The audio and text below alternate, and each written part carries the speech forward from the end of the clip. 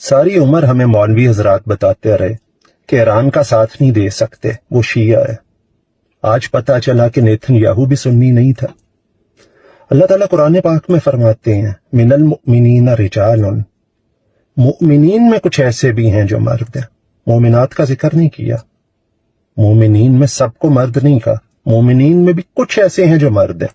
ان کی کیا خصوصیت ہے آگے قرآن میں فرمائی گئی، من المؤمنین رجال صدقوا ما عاہدوا اللہ علیہ، انہوں نے سچا کر دیا وہ عہد جو اپنے رب سے کیا تھا۔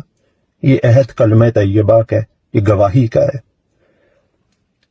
پھر آگے مزید ان کی تعریف آئی، فَمِنْهُمْ مَنْ قَضَى نَحْبَهُ، اسی عہد پہ کچھ تو ان میں سے جا کے رب تعالیٰ سے مل گئے، شہادت پالی، وَمِنْهُمْ مَنْ يَنْتَظِرُ، اور کچھ ابھی اسی شہادت کے انتظار میں بیٹھے ہیں۔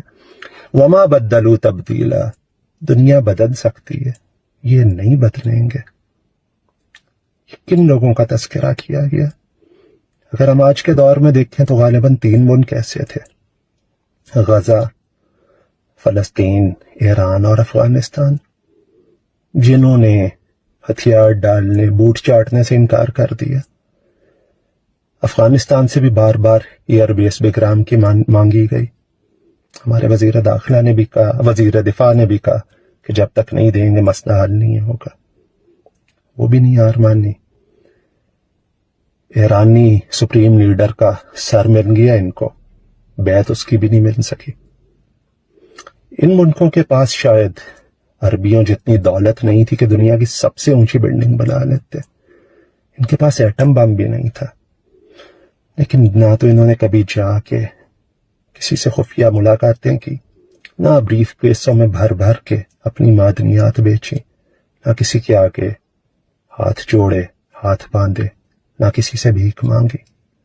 جو روکھا سوکھا تھا وہی کھایا، اسی پہ گزارا کیا۔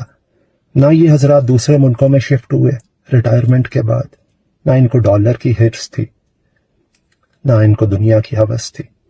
انہوں نے وہ عہد سچا کر دیا جو انہوں نے اپنے رب سے کیا تھا۔ اللہ پاک امت مسلمہ پہ رحم فرمائے، ہم سب کو ہدایت دے اور ہم سب کا حامی و ناصر ہو۔